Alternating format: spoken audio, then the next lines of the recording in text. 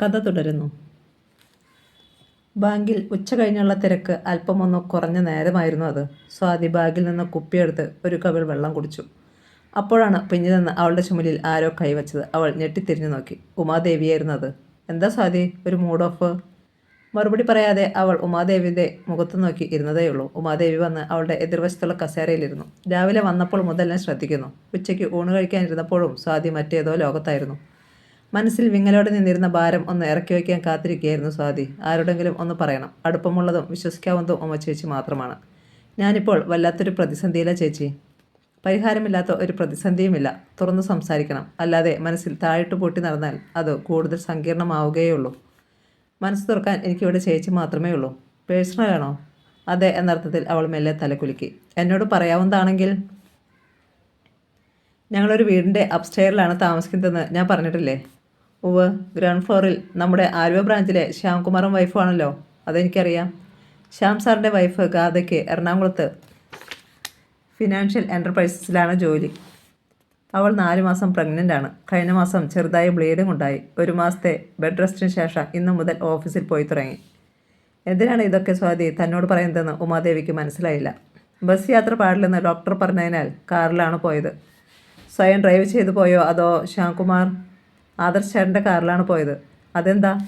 ആദർശ് ചേട്ടനും ശ്യാം സാറും ഫ്രണ്ട്സാണ്. ആ സ്വാതന്ത്ര്യം വെച്ച് ഗാഥയെ കൂടി രാവിലെ എറണാകുളത്ത് കൊണ്ടുചെന്ന് വിടാമോ എന്ന് ചോദിച്ചപ്പോൾ ചേട്ടൻ സമ്മതിച്ചു. ഗാഥയും സ്വാതിയും ഫ്രണ്ട്സല്ലേ? അതെ, പിന്നെന്താ പ്രശ്നം? പ്രശ്നമുണ്ട് ചേച്ചി. ഉമാദേവി അവളുടെ മുഖത്തേക്ക് നോക്കി കാര്യം അറിയാനായി കാത്തു. അവർ തമ്മിൽ കല്യാണത്തിന് മുമ്പേ അടുപ്പത്തിലായിരുന്നു. ആര്? സ്വാതിയുടെ ഹസ്ബൻഡും ഗാഥയും തമ്മിൽ? വിശ്വസിക്കാനാവാതെ ഉമാദേവി ചോദിച്ചു. അതെ, വളരെ ആക്സിഡൻ്റലായി ഈ അടുത്ത സമയത്താണ് ഞാൻ ആ കാര്യം അറിഞ്ഞത്. അവരാണെങ്കിൽ തുടക്കം മുതലേ അപരിചിതർ എന്ന മട്ടിലാണ് പെരുമാറിയതും. അഭിനയമായിരുന്നു അത്. അപ്പോൾ ആദർശ മനഃപൂർവ്വമായിരിക്കണമല്ലോ ആ വീടിൻ്റെ അപ്സ്റ്റേഴ്സ് തന്നെ വാടകയ്ക്കെടുത്തത്.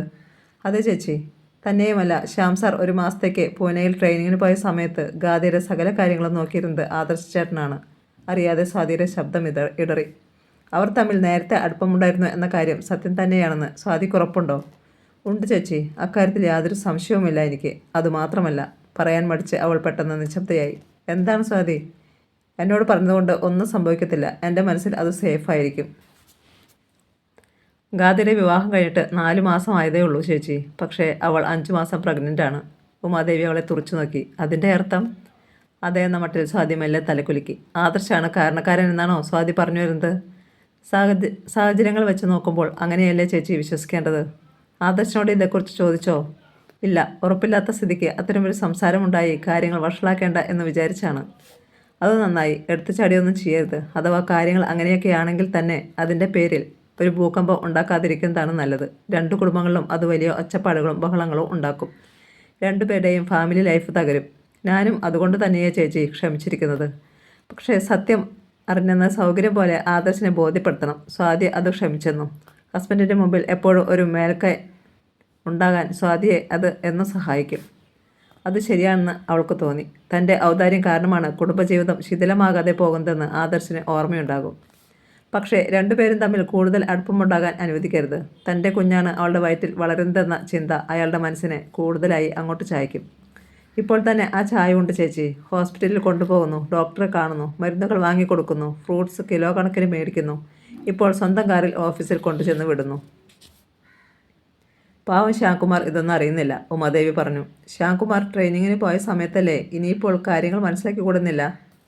സ്വാതിയുടെ ഭാഗത്തു നിന്ന് ഒരു നീക്കവും ഉണ്ടാകാൻ പാടില്ല. പക്ഷേ സ്വന്തം ഭർത്താവിനെ മറ്റൊരു സ്ത്രീ കൈക്കലാക്കാൻ അനുവദിക്കരുത്. അതുകൊണ്ട് അവരുടെ കാർ യാത്ര തടയണം. ഞാൻ എന്ത് കാരണം പറയും ചേച്ചി? ഞാനത് തടഞ്ഞാൽ ശ്യാം സാർ അറിയും. പുള്ളി എന്തു വിചാരിക്കും? സ്വാതി നിസ്സഹായതയോടെ ഉമാദേവിയെ നോക്കി. അതിനൊരു വഴിയുണ്ട്. എത്രയും വേഗം നിങ്ങൾ ആ ഫ്ലാറ്റിലേക്ക് താമസം മാറ്റണം. പിന്നെ അവർ തമ്മിൽ കാണാനുള്ള സാധ്യത കുറയുമല്ലോ. ഞാനത് പറഞ്ഞതാ ചേച്ചി. പക്ഷേ ഒട്ടും അങ്ങോട്ട് അടുക്കുന്നില്ല. ഇനി ഒട്ടും വിട്ടുകൊടുക്കണ്ട. ഫ്ലാറ്റിലേക്ക് മാറണം എന്ന് നിർബന്ധിച്ച് തന്നെ പറയണം. ഫുള്ളി ഫർണിഷ്ഡാണ്. നാളെ വേണമെങ്കിൽ നാളെ മാറാവുന്നതേ ഉള്ളൂ. ഞാൻ പറയാം ചേച്ചി.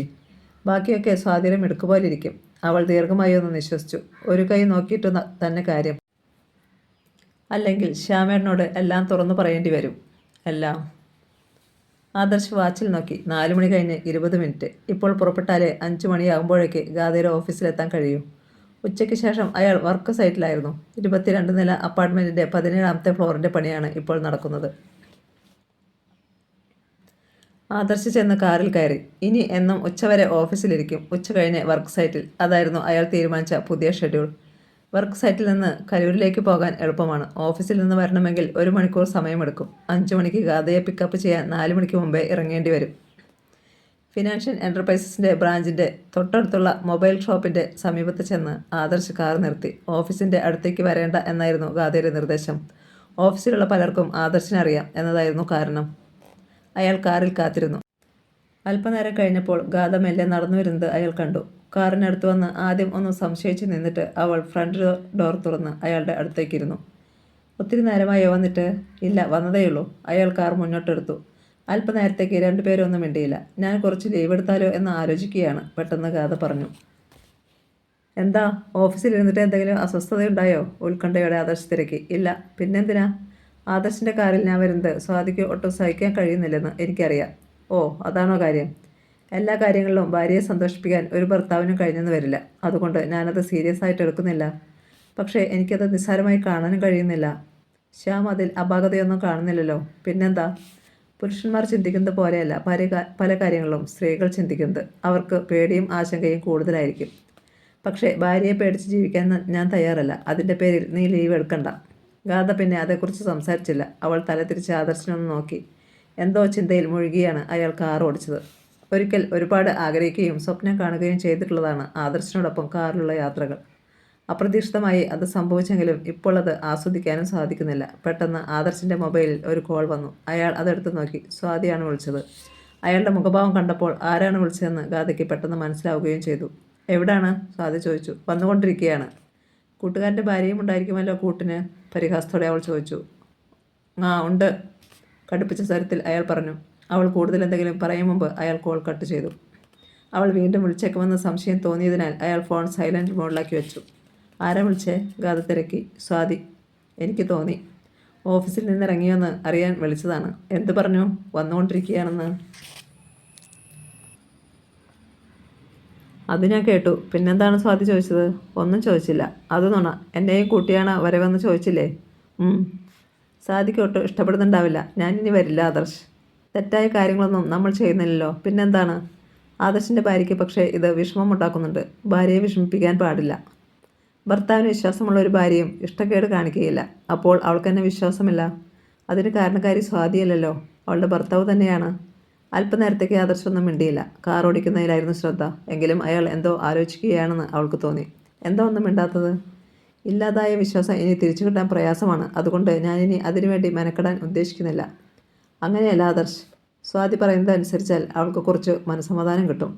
അയാളൊന്നും മിണ്ടിയില്ല. വീടിൻ്റെ മുറ്റത്ത് ചെന്ന് കാർ നിന്നു. അപ്പോൾ സമയം 6 മണി. സ്വാതി ബാങ്കിൽ നിന്ന് ഇറങ്ങുമ്പോൾ 7 മണി കഴിയും. ഗാഥ കാറിൽ നിന്നിറങ്ങി. അവളുടെ പിന്നാലെ അയാളും ചെന്നു. എനിക്കൊരു ചായ വേണമായിരുന്നു, അയാൾ പറഞ്ഞു.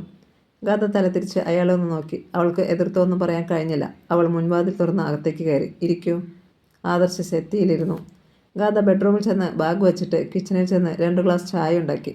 അയാൾക്ക് ഇഷ്ടമുള്ള ഭക്ഷണം ഉണ്ടാക്കി കൊടുത്ത് സ്നേഹസമ്പന്നയായ ഒരു ഭാര്യയായി ജീവിക്കണമെന്ന് അവൾ ഒരു കാലത്ത് ആഗ്രഹിച്ചിരുന്നു. ചായയുമായി അവൾ അയാളുടെ അടുത്തേക്ക് ചെന്നു.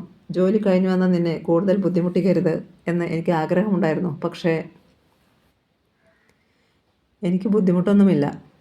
മുകളിലായിരുന്നെങ്കിൽ നിനക്ക് ഞാൻ ചായ ഉണ്ടാക്കി തന്നേനെ. പക്ഷേ ഇത് നിൻ്റെ വീടല്ലേ. ഗാഥ അറിയാതെ പുഞ്ചിരിച്ചു. ചായ ഉണ്ടാക്കാൻ പഠിച്ചോ? ഒരു ദിവസം മുകളിലേക്ക് വാ, അപ്പോഴറിയാമല്ലോ. അത് വേണ്ട. ആദർശ് പറഞ്ഞത് എനിക്ക് വിശ്വാസമായി.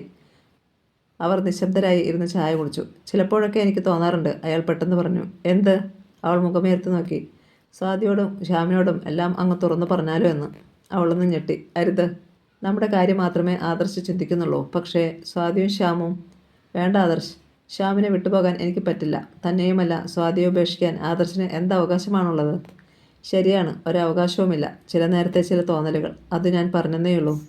അയാൾ പോകാനായി എഴുന്നേറ്റു. പക്ഷേ ഗാഥ ലീവ് എടുക്കരുത്. അത് മണ്ടത്തരമാണ്. ജീവിതത്തിൽ പല പ്രശ്നങ്ങളും ഓരോ സമയത്തും ഉണ്ടായെന്ന് വരും. അതിൽ നിന്ന് ഒളിച്ചോടുകയല്ല വേണ്ടത്. ധൈര്യത്തോടെ നമ്മൾ അഭിമുഖീകരിക്കണം. ഞാൻ ഒളിച്ചോടുകയില്ല. അത് മതി.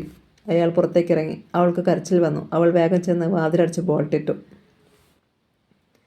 ആദർശ് വെളിയിൽ നിന്ന് പടികൾ കയറി മുകളിൽ ചെന്നു. ഇനി സ്വാതി വിളിക്കുന്നതുവരെ കാത്തിരിപ്പാണ്. അയാൾ TV ഓൺ ചെയ്ത് അതിൻ്റെ മുമ്പിലിരുന്നു. അപ്പോഴാണ് സ്വാതിയുടെ വിളി വന്നത്. 6:30 ആയതേയുള്ളൂ. ഇത്ര നേരത്തെ അവൾ ഫ്രീ ആയോ? ഹലോ, വരാറായോ? അയാൾ ചോദിച്ചു. ആയില്ല. ഞാൻ വിചാരിച്ചു. വീട്ടിലെത്തിയോ? ഉവ്. എവിടെയപ്പം? താഴെയോ അതോ മുകളിലോ? അവളുടെ ചോദ്യം കേട്ടപ്പോൾ അയാൾക്ക് അരിശം കൊണ്ട് വിറയൽ വന്നു. എവിടെയാണെന്ന് പറയുന്നതാ നിനക്ക് ഇഷ്ടം? എൻ്റെ ഇഷ്ടമല്ലല്ലോ പ്രധാനം. ഞാനിപ്പോൾ മുകളിലാണ്. കൂട്ടുകാരൻ്റെ ഭാര്യ താഴെ ഒറ്റയ്ക്കല്ലേ? ചെന്ന് കമ്പനി കൊടുക്കാമല്ലോ. എന്താ, കൊടുക്കുന്നോ? കൊടുത്തുകൊണ്ടിരിക്കുകയല്ലെന്ന് ആർക്കറിയാം? എനിക്കിവിടെ ഇരുന്നുകൊണ്ട് കാണാൻ പറ്റത്തില്ലല്ലോ. നീ എന്നാൽ വീഡിയോ കോൾ ചെയ്യൂ, അപ്പോൾ വിശദമായി കാണാമല്ലോ, അയാൾ പുച്ഛത്തോടെ പറഞ്ഞു. എനിക്കൊന്നും കാണണ്ട. അവൾ പെട്ടെന്ന് കോൾ കട്ട് ചെയ്തു. കാര്യങ്ങൾ നേരെ ചൊവ്വേ പോവുകയില്ലെന്ന് ആദർശിന് തോന്നി. മനസ്സിലൊരു സംശയമുണ്ടായാൽ പിന്നെ അത് മായ്ച്ചു കളയുന്നത് അത്ര എളുപ്പമല്ല. പക്ഷേ സ്വാതി സംശയിക്കുന്നതിൽ അവളെ കുറ്റപ്പെടുത്താനും പറ്റില്ല. അതിന് കാരണങ്ങളുണ്ടല്ലോ. 1/2 മണിക്കൂർ കഴിഞ്ഞപ്പോൾ അവളുടെ വിളി വന്നു. വരാൻ പറ്റുമോ? അവൾ ചോദിച്ചു. അതെന്താ പറ്റുമോ എന്ന് ചോദിച്ചത്? അല്ല, അവിടെ ഫ്രീ ആണെങ്കിലല്ലേ വരാൻ പറ്റുകയുള്ളൂ. മറുപടി പറയാതെ അയാൾ കോൾ കട്ട് ചെയ്തു. ആദർശ് ബാങ്കിൽ ചെന്നപ്പോഴും സ്വാതി ഇറങ്ങിയിട്ടില്ല. അയാൾ വെളിയിൽ 5 മിനിറ്റിലേറെ കാത്തിരുന്നു. ഒടുവിൽ അവൾ വന്ന് കാറിൽ കയറി. ആരും ഒന്നും മിണ്ടിയില്ല. രാത്രിയിൽ ഭക്ഷണം കഴിച്ച ശേഷമാണ് സ്വാതി ആ വിഷയം സംസാരിച്ചത്. ഈ ഏർപ്പാട് എനിക്കൊട്ടും ഇഷ്ടപ്പെടുന്നില്ല. അവസാനമായിട്ട് ഞാൻ പറയുകയാണ്, അവളെ ഓഫീസിൽ കൊണ്ടു ചെന്ന് വിടാൻ ഞാൻ സമ്മതിക്കത്തില്ല. അന്ന് ശ്യാം വന്ന് പറഞ്ഞപ്പോൾ എന്തുകൊണ്ട് അക്കാര്യം എതിർത്തില്ല? ആണുങ്ങൾ തമ്മിൽ സംസാരിക്കുന്നിടത്ത് ഞാൻ അഭിപ്രായം പറയുന്നത് ശരിയല്ലെന്ന് തോന്നിയതുകൊണ്ടാണ്. അങ്ങനെയാണെങ്കിൽ ആണുങ്ങൾ എടുക്കുന്ന തീരുമാനങ്ങളിൽ നീ ഇടപെടുന്നതും ശരിയല്ല. എന്തെങ്കിലും ഒഴിവ് കഴിവ് പറഞ്ഞ് അതിന് വഴിപ്പെട്ടില്ലെന്നാണ് ഞാൻ വിചാരിച്ചത്. എന്തായാലും സമ്മതിച്ചു പോയി. ഇനി എനിക്ക് പിന്മാറാൻ പറ്റില്ല. അല്ലെങ്കിൽ നീ തന്നെ ചെന്ന് ശ്യാമിനോട് പറ ഭാര്യയെ ഓഫീസിൽ കൊണ്ട് ചെന്ന് വിടാൻ. എൻ്റെ ഭർത്താവിന് പറ്റില്ലെന്ന്. സ്വാതി ഒരു നിമിഷത്തേക്ക് ഒന്നും മിണ്ടിയില്ല. ആരെയും പിണക്കാതിരിക്കാനുള്ള വഴി ഞാൻ പറഞ്ഞു തന്നല്ലോ. എന്നിട്ട് അതെന്താ സമ്മതിക്കാത്തത് എന്ന് അവൾ ചോദിച്ചു. എന്തു വഴി? നമുക്ക് ആ ഫ്ലാറ്റിലേക്ക് താമസം മാറാമെന്ന്. അതാകുമ്പോൾ ഈ ശല്യമില്ലല്ലോ. അവിടുന്ന് ഇവിടെ വന്ന് ആളെ കൂട്ടിക്കൊണ്ടു പോകാൻ ആരും നിർബന്ധിക്കത്തില്ല. തൽക്കാലം ഈ വീട്ടിൽ നിന്ന് ആരും താമസം മാറുന്നില്ല. നിനക്ക് വേറെ വല്ലതും പറയാനുണ്ടെങ്കിൽ പറയാം. അവൾ കോപം കൊണ്ട് ജ്വലിക്കുന്ന കണ്ണുകളുടെ അയാളെ നോക്കി. എനിക്ക് പറയാനുണ്ട്, പക്ഷെ അത് നിങ്ങളോടല്ല. പിന്നെ ആരോടാണ്?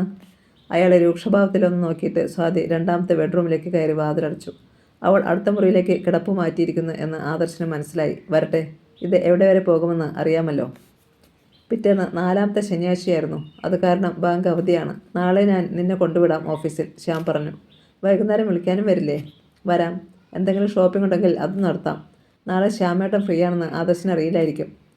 അറിയാതിരിക്കുമോ? സ്വാതിക്ക് നാളെ ബാങ്കിൽ പോകണ്ടല്ലോ. അത് നേരാ.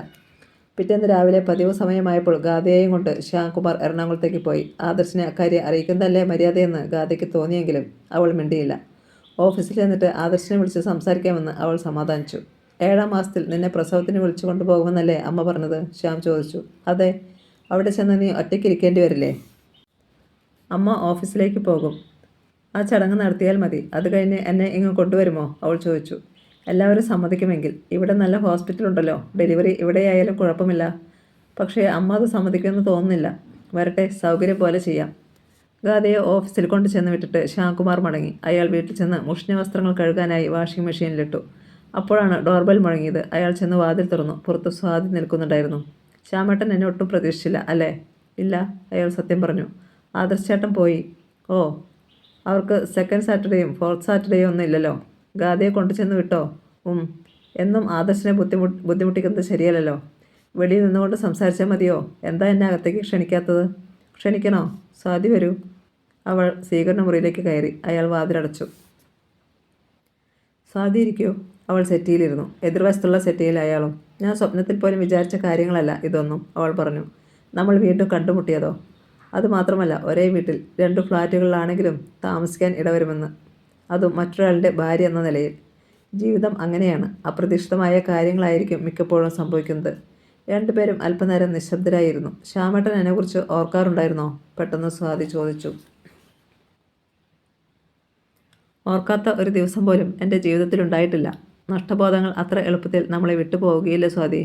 ശരിയാണ്, അവൾ മെല്ലെ തലകുലുക്കി. നമ്മൾ പിണങ്ങി പിരിഞ്ഞവരൊന്നുമല്ലല്ലോ. സ്നേഹിച്ചുകൊണ്ട് തന്നെ പരസ്പരം പിന്മാറിയവരല്ലേ. വിധി നമുക്ക് അനുകൂലമല്ലായിരുന്നു. അങ്ങനെയാണ് ഞാൻ ആശ്വസിക്കാറുള്ളത്. മണ്ടത്തരമാണ് നമ്മൾ ചെയ്തതെന്ന് എനിക്കിപ്പോൾ തോന്നുന്നുണ്ട്. മനപ്പൊരുത്തമുണ്ടെങ്കിൽ വേറൊരു പൊരുത്തവും നോക്കേണ്ടതല്ലെന്ന് ജ്യോത്സ്യന്മാർ പറയാറുണ്ട്. അതിൽ നമ്മൾ മുറുകെ പിടിക്കേണ്ടതായിരുന്നു.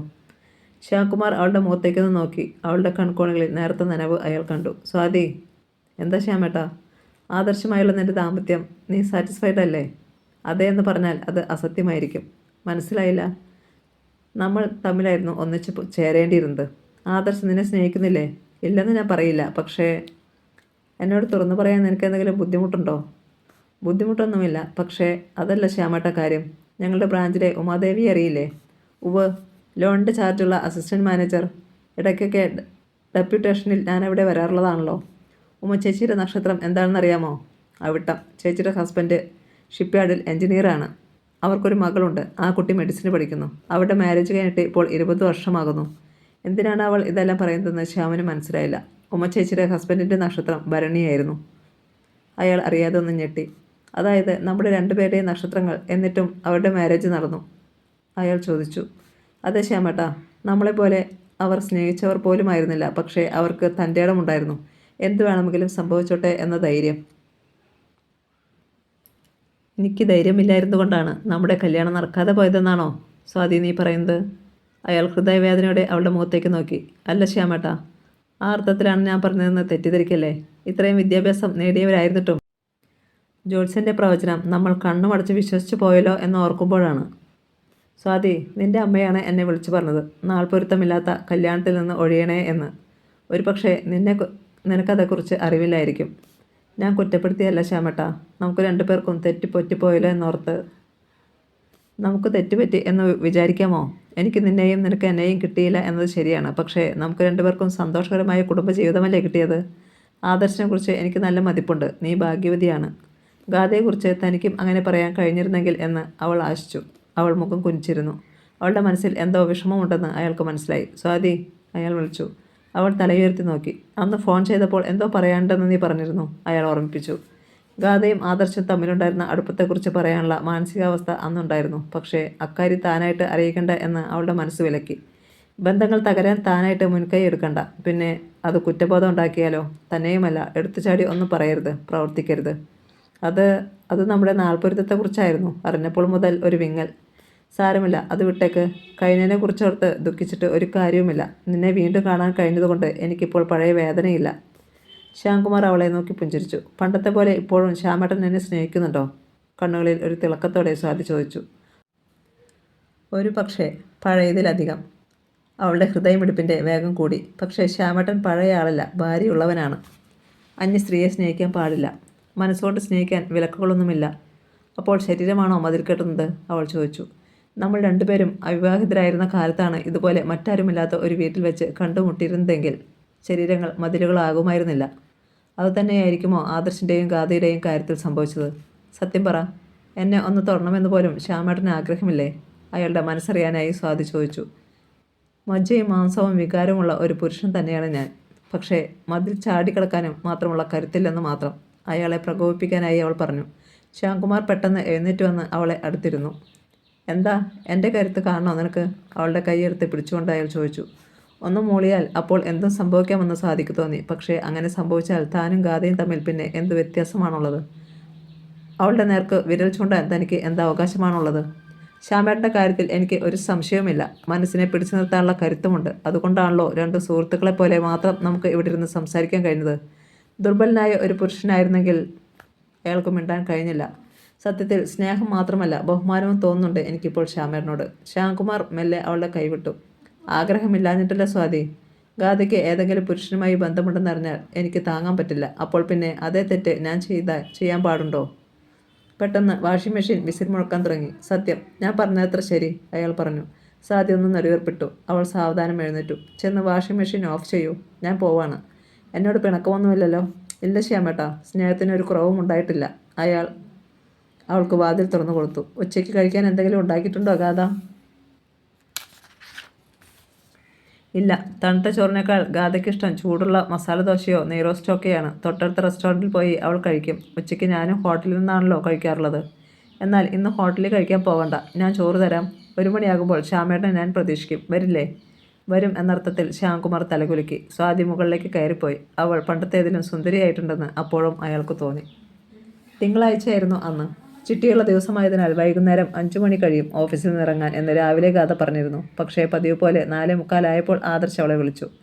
15 മിനിറ്റ് മതി അവളുടെ ഓഫീസിൽ അടുത്തെത്താൻ.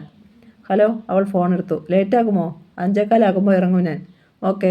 ആദർശ് ഓഫീസിലായിരുന്നു. നേരത്തെ ജോലികൾ തീർത്തതുകൊണ്ട് അയാൾക്ക് എപ്പോൾ വേണമെങ്കിലും പോകാൻ പറ്റുമായിരുന്നു. അല്ലെങ്കിൽ സൈറ്റിൽ പോകുന്നു എന്ന് പറഞ്ഞ് ഏത് സമയത്തും ഇറങ്ങാം. 5 മണി വരെ കാത്തു നിന്നിട്ട് അയാൾ കാറെടുത്ത് ഗാദിയുടെ ഓഫീസിനടുത്തേക്ക് പോയി. പതിവ് പോലെ ഓഫീസിനടുത്തുള്ള മൊബൈൽ ഷോപ്പിന് മുമ്പിൽ കാർ പാർക്ക് ചെയ്ത് അവളെ കാത്തിരുന്നു. അപ്പോഴാണ് ബൈക്കിൽ റിംസൺ വന്നത്. അയാൾ ആദർശിനെ കണ്ടു. ബൈക്ക് റോഡരികിൽ ഒരുക്കി വെച്ചിട്ട് അയാൾ ആദർശിൻ്റെ അടുത്തേക്ക് ചെന്നു. ഹലോ ആദർശ്. ഹലോ. റിംസനെ കണ്ട് അയാൾ കാറിൽ നിന്നിറങ്ങി. എന്താ ഇവിടെ? ഒരാൾ വരാനുണ്ട്, വെയിറ്റ് ചെയ്യുകയാ, ആദർശ് പറഞ്ഞു. ഫ്രണ്ടാണോ? ഫ്രണ്ടിൻ്റെ വൈഫ്. ഞങ്ങൾ ഇടപ്പള്ളിയിൽ ഒരേ വീടിൻ്റെ താഴത്തും മുകളിലത്തെയും നിലയിലാണ് താമസിക്കുന്നത്. She is pregnant. അതുകൊണ്ട് രാവിലെയും വൈകിട്ടും ഞാൻ ലിഫ്റ്റ് കൊടുക്കാറുണ്ട്. പുള്ളിക്കാരിയുടെ ഹസ്ബൻഡ് അപ്പോൾ എവിടെയാ വർക്ക് ചെയ്യുന്നത്? ആലുവയിലാണ്. ബാങ്കിൽ. ഏത് ബാങ്കിൽ? State bank. പെട്ടെന്ന് റിംസൻ്റെ താല്പര്യം ഉണർന്നു. ഒരു പക്ഷേ ഞാൻ അറിയുമായിരിക്കും. പുള്ളിക്കാരൻ്റെ പേരെന്താണ്? ശ്യാംകുമാർ. റിംസൺ അറിയാതെ ഒന്ന് ഞെട്ടി. ആ ശ്യാംകുമാർ തന്നെയായിരിക്കുമോ? എങ്കിൽ എങ്കിൽ എവിടെ പുള്ളിക്കാരൻ്റെ വീട്? ആറന്മുളയിലാണ്. എന്താ റിംസൺ അറിയുമോ? ഇല്ല, പക്ഷേ ആ പേര് കേട്ടിട്ടുണ്ട്. നിങ്ങൾ തമ്മിൽ നേരത്തെ പരിചയമുണ്ടായിരുന്നോ? ഇല്ല, അവിടെ താമസിക്കാൻ വന്നതിന് ശേഷമുള്ള ഫ്രണ്ട്ഷിപ്പാണ്. അവർ ആദ്യം വന്നു, പിന്നെയേ ഞങ്ങൾ വന്നത്. അങ്ങനെ ഫാമിലി ഫ്രണ്ട്സായി അല്ലേ? അതെ. ഒന്നാന്തര സെറ്റപ്പ്, റിംസൺ മനസ്സിൽ പറഞ്ഞു. സ്വാതിയുടെയും ശ്യാംകുമാറിൻ്റെയും ഭാഗ്യമേ, ഒരു പക്ഷേ തൻ്റെയും. റിംസൺ എവിടെയാണ് താമസം? ആദർശ് വെറുതെ ചോദിച്ചു. കടവന്ത്രയിൽ ഒരു ഫ്ലാറ്റ് വാടകയ്ക്കെടുത്തു. ഞങ്ങൾ 3 പേരാണ് താമസം. ഫുഡ് വെളിയിൽ നിന്ന് കഴിക്കും. കുക്കിംഗ് തുടങ്ങണമെന്ന് ആഗ്രഹമുണ്ട്. അതാണ് നല്ലത്. സ്ഥിരമായി ഹോട്ടലിൽ ഫുഡ് കഴിക്കുന്നത് അത്ര നല്ലതല്ല. ജോലി കിട്ടിയതല്ലേ ഉള്ളൂ. 2 കൊല്ലം അടിച്ചു പൊളിച്ചിട്ട് മതി പെണ്ണ് കിട്ടുന്നത് എന്ന വിചാരം. റിംസൺ പറഞ്ഞത് കേട്ട് അയാൾ ചിരിച്ചു. ഒരു ദിവസം വരൂ, ഉച്ചയ്ക്ക് ഊണ് കഴിക്കാം. സ്വാതി ഒരുവിധം നന്നായി കുക്ക് ചെയ്യും. ആദർശ് ക്ഷണിച്ചു.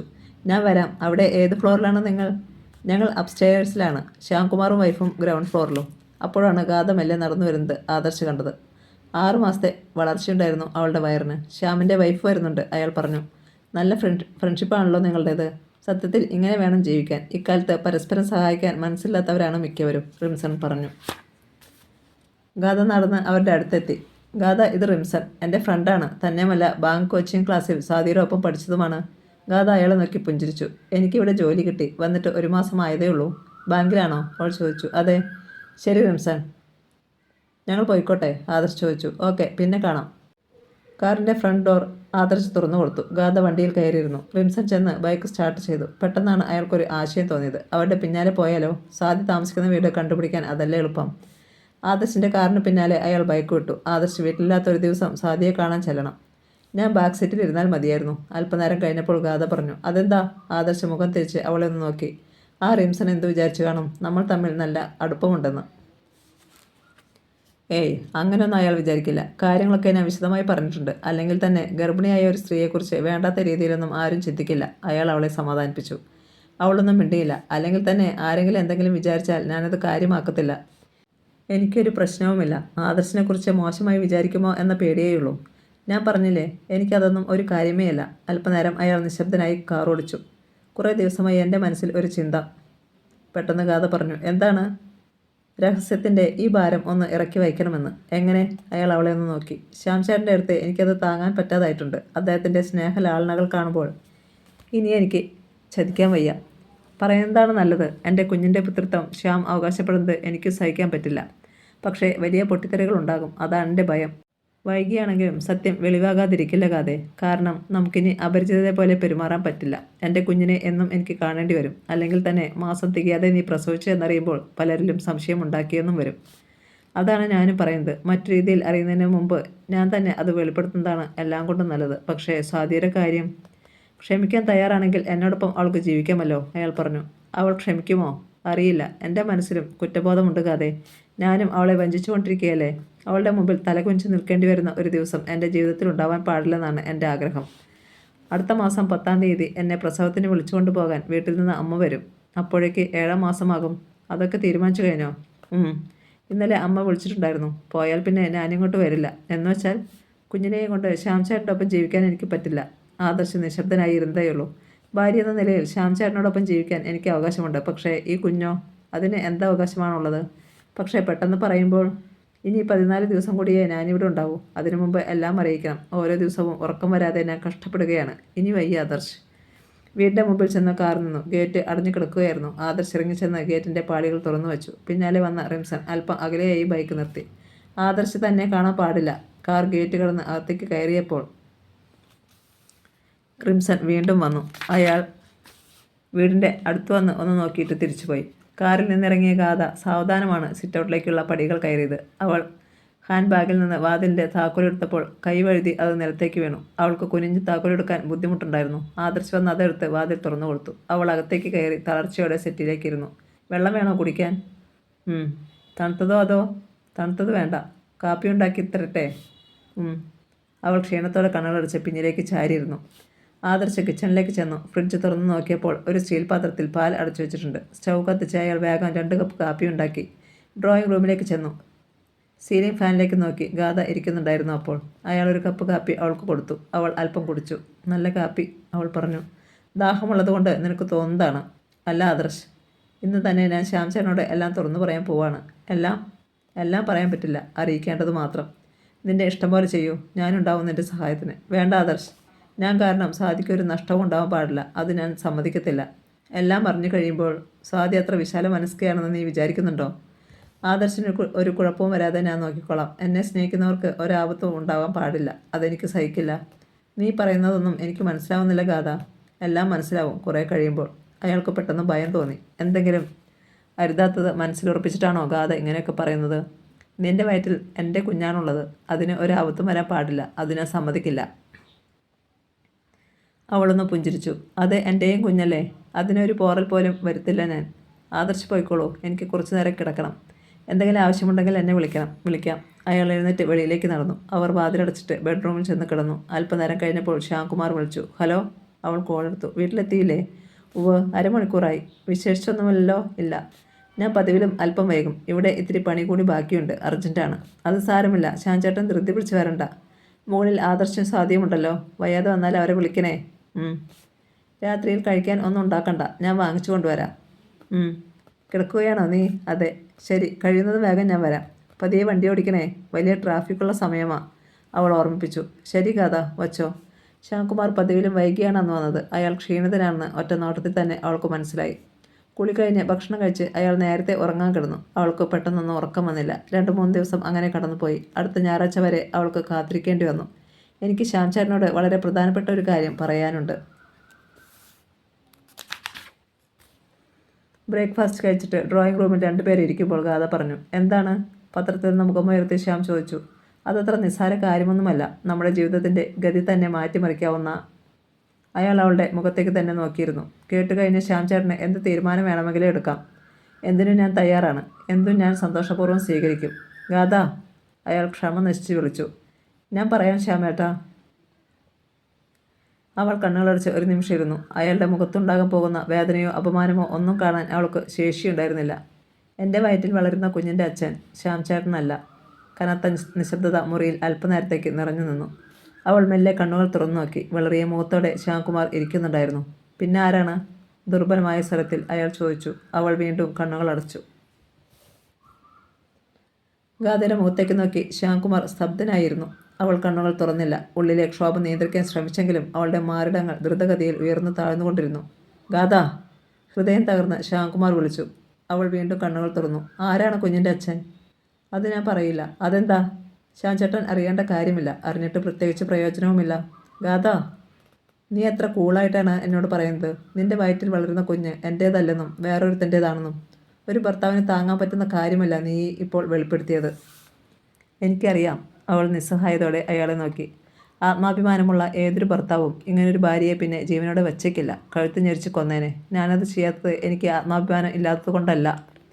ശരിയാണ്. വേറെ ഏതൊരു ഭർത്താവ് ആയിരുന്നെങ്കിലും ഇതുപോലെ ആത്മസംയമനത്തോടെ സംസാരിക്കില്ലായിരുന്നു. ചിലപ്പോൾ എന്നെ തല്ലിക്കൊന്നേനെ, അല്ലെങ്കിൽ വലിച്ചു വെച്ച് വീടിന് വെളിയിൽ തള്ളിയേനെ. എന്തിന് നീ എന്നോടത് ചെയ്തു? എങ്ങനെ നിനക്ക് എന്നെ വഞ്ചിക്കാൻ കഴിഞ്ഞു? എന്ത് തെറ്റാണ് നിന്നോട് ഞാൻ ചെയ്തത്? ശ്യാംകുമാറിൻ്റെ സ്വരം ഇടറിപ്പോയി. മനഃപൂർവ്വമല്ല, സംഭവിച്ചു പോയതാണ്. ശ്യാംചേട്ടൻ്റെ ഭാര്യയായതിനു ശേഷം ഞാൻ വഞ്ചിച്ചിട്ടില്ല. ഈ സത്യം മറച്ചു വെച്ചതൊഴിച്ച്. അതും തെറ്റാണെന്ന് എൻ്റെ മനസാക്ഷി പറഞ്ഞപ്പോഴാണ്. പിന്നെ എന്താണ് സംഭവിച്ചത്? വിവാഹത്തിന് മുമ്പ് എനിക്കൊരു സ്നേഹബന്ധമുണ്ടായിരുന്നു. വളരെ അപ്രതീക്ഷിതമായി ഞങ്ങൾക്ക് ഒരിക്കൽ മാത്രം അടുത്ത് ഇടപഴകേണ്ടി വന്നു. നിങ്ങൾ ഹോട്ടലിൽ പോയോ? ഇല്ല. പിന്നെ വീട്ടിൽ വച്ചോ? അല്ല. ആ ആൾ ആക്സിഡൻ്റ് ഉണ്ടായി ഹോസ്പിറ്റലിൽ അഡ്മിറ്റായി. സഹായത്തിന് കൂടെ ആരുമില്ലാതായിരുന്നുകൊണ്ട് ഒരു രാത്രി എനിക്ക് അവിടെ കഴിയേണ്ടി വന്നു. പിന്നെ എന്തുകൊണ്ട് നിങ്ങൾ കല്യാണം കഴിച്ചില്ല? വീട്ടുകാർ സമ്മതിച്ചില്ല. നിന്റെ വീട്ടുകാരോ? അല്ല, ആ ആളുടെ. ഒന്നും അറിയാതെയാണ് ശ്യാംചാരൻ്റെ അച്ഛൻ കൊടുത്ത വിവാഹ പരസ്യത്തിന് അമ്മ റെസ്പോൺസ് ചെയ്തത്. നമ്മുടെ കല്യാണം പെട്ടെന്ന് തീരുമാനിക്കുകയും ചെയ്തു. വിശ്വാസം വരാതെ ശ്യാംകുമാർ അവളുടെ മുഖത്തേക്ക് നോക്കി. കല്യാണത്തിന് മുമ്പ് എനിക്ക് സംശയം തോന്നിയതാണ്. പക്ഷേ എല്ലാം തീരുമാനിക്കപ്പെട്ട് കഴിഞ്ഞ സ്ഥിതിക്ക് ഒരു പിന്മാറൽ അസാധ്യമായിരുന്നു. അതും ഒരു നേരിയ സംശയത്തിൻ്റെ പേരിൽ. കള്ളം, പച്ചക്കള്ളം. ഇതൊന്നും ഞാൻ വിശ്വസിക്കുന്നില്ല. നിന്റെ കാമുകൻ നിന്നെ എന്തോ കാരണവശാൽ ഉപേക്ഷിച്ചു. അവൻ തന്ന പാവഭാരം നീ എൻ്റെ തലയിൽ വെച്ച് തന്നു. നീ എന്നെ വിഡ്ഢിയാക്കുകയായിരുന്നു, ഇതുവരെ വഞ്ചിക്കുകയായിരുന്നു. അയാൾ ഭ്രാന്തനെ പോലെ പുലമ്പി. അങ്ങനെയല്ല ശ്യാം ചേട്ടാ, ഒരു സത്യം ഞാൻ ഇതുവരെ മറച്ചു വെച്ചു എന്നത് ശരിയാണ്. പൊറുക്കാൻ പറ്റാത്ത തെറ്റ് എൻ്റെ ഭാഗത്തു നിന്നുണ്ടായി. ഇനിയെങ്കിലും എല്ലാം ശ്യാം ചേട്ടനോട് തുറന്ന് പറഞ്ഞില്ലെങ്കിൽ ഞാനൊരു മനുഷ്യസ്ത്രീയല്ലെന്ന് എനിക്ക് തോന്നി. അതുകൊണ്ടാണ്. കല്യാണത്തിന് ശേഷം നിങ്ങൾ തമ്മിൽ ബന്ധപ്പെട്ടിട്ടുണ്ടോ? ഇല്ല. ആർക്കറിയാം? ഓഫീസിൽ പോവാണെന്ന് പറഞ്ഞ് എന്നും രാവിലെ ഒരുങ്ങിക്കെട്ടി ഇവിടുന്ന് പോകാറുണ്ടല്ലോ. ഏതെങ്കിലും ലോഡ്ജിലോ ഹോട്ടലിലോ. എൻ്റെ ആറന്മുളത്തേവരെ, ഈ വേശ്യയുടെ കൂടെയാണല്ലോ ഇത്രയും നാൾ. ഞാൻ അത്ര സ്ത്രീയല്ല. ആ വാക്ക് എന്നെ വിളിക്കരുത്. നിന്നെ പിന്നെ എന്ത് വിളിക്കണമടി, ഒരുമ്പെട്ടവളെ? കണ്ടവൻ്റെ കൂടെ കിടന്ന് ഗർഭിണിയായിട്ട് പവിത്രതാരത്നം പോലെ എൻ്റെ ഭാര്യയായി അഭിനയിച്ചോളല്ലേ നീ. എനിക്ക് അറപ്പാണ് നിന്നെ കാണുന്നത് പോലും വെറുപ്പാണ്. ഗാഥ മുഖം കുനിച്ചിരുന്നു. അവളുടെ കണ്ണുകളിൽ നിന്ന് കണ്ണീർ ധാരധാരയായി ഒഴുകി വീണു. എല്ലാവരും കൂടെ ഒത്തു കളിക്കുമായിരുന്നു അല്ലേ? നീയും നിൻ്റെ വീട്ടുകാരും. നിൻ്റെ അമ്മ ഭയങ്കരിയാണല്ലോടി. എൻ്റെ അമ്മ തെറ്റുകാരിയല്ല. അമ്മയെ വെറുതെ കുറ്റപ്പെടുത്തണ്ട. അമ്മയ്ക്കൊന്നും അറിയില്ലായിരുന്നു. അപ്പോൾ നീ സ്വയം എല്ലാം അങ്ങ് കൈകാര്യം ചെയ്യുകയായിരുന്നു. വിശ്വസിക്കാൻ എന്നെ കിട്ടത്തില്ല. ശ്യാംചേട്ടൻ വിശ്വസിക്കണമെന്നില്ല. പക്ഷേ ഞാൻ പറഞ്ഞതെല്ലാം സത്യമാണ്. അപ്പോൾ കതിർ മണ്ഡപത്തിൽ നീ നവവധുവായി വന്ന് ഇരുന്നപ്പോഴും താലി കെട്ടാൻ എനിക്ക് കഴുത്ത് നീട്ടി തന്നപ്പോഴും പാലുമായി എൻ്റെ മണിയറിലേക്ക് കയറി വന്നപ്പോഴും നീ ഗർഭിണിയായിരുന്നു അല്ലേ? ഗാഥയ്ക്ക് മറുപടി പറയാൻ കഴിഞ്ഞില്ല. ഇപ്പോൾ എല്ലാം എനിക്ക് മനസ്സിലായി. 4 മാസത്തെ ഗർഭമുള്ളപ്പോൾ കുഞ്ഞിന് 5 മാസത്തെ വളർച്ചയുണ്ടെന്ന് ഡോക്ടർ പറഞ്ഞു. അത് സത്യവുമായിരുന്നു. 1 മാസത്തെ ഗർഭവുമായിട്ടാണ് നീ. ശ്യാംകുമാർ ഭ്രാന്ത് പിടിച്ചവനെ പോലെ അങ്ങോട്ടും ഇങ്ങോട്ടും നടന്നു. കോപം മുഴുവൻ അയാൾ തൻ്റെ ശരീരത്തിൽ തീർത്തിരുന്നെങ്കിൽ എന്ന് അവൾ ആശിച്ചു. തല്ലിക്കൊന്നാലും കുറ്റം പറയാൻ പറ്റില്ല. അയാൾ പെട്ടെന്ന് നിന്നു. എനിക്കൊരു കാര്യം അറിയണം. എന്താണ്? ആരാണ് നിന്റെ കാമുകൻ? ഗാഥ മെല്ലെ എഴുന്നേറ്റു. അത് ഞാൻ പറയില്ല. അതെന്താ? വേറൊന്നും കൊണ്ടല്ല. ശ്യാം ചേട്ടൻ ചെന്ന് അയാളെ കാണും, സംസാരിക്കും. അത് വലിയ പ്രശ്നങ്ങളുണ്ടാക്കും. ഞാൻ അവനെ കാണാൻ പോവുകയില്ല. പിന്നെന്തിനാ ആളാരാണെന്ന് അറിയുന്നത്? വെറുതെ. ഞാനൊരു പേര് പറഞ്ഞാൽ തൃപ്തിപ്പെടുമോ? ഇല്ല. പിന്നെ നിങ്ങൾ എങ്ങനെയാണ് പരിചയപ്പെട്ടത്? എത്ര കാലം മുമ്പായിരുന്നു അത്? ആർക്കൊക്കെ ഇക്കാര്യം അറിയാമായിരുന്നു? നിങ്ങൾ തമ്മിൽ എന്നാണ് അവസാനമായി കണ്ടത്? അയാൾ തുരുതുര ചോദ്യങ്ങൾ ചോദിച്ചുകൊണ്ടിരുന്നു.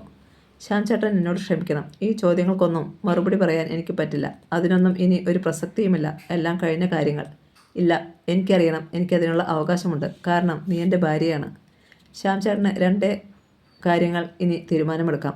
ഒന്നുകിൽ നമുക്ക് ഭാര്യ ഭർത്താക്കന്മാരായി ജീവിതം തുടരാം, എന്നോട് ക്ഷമിക്കാൻ കഴിയുമെങ്കിൽ. അല്ലെങ്കിൽ നമുക്ക് ഇവിടെ വെച്ച് പിരിയാം. പക്ഷേ പഴയ കഥകൾ പറഞ്ഞു കേൾപ്പിക്കാൻ ഞാൻ തയ്യാറല്ല, ഗാഥ തീർത്തു പറഞ്ഞു.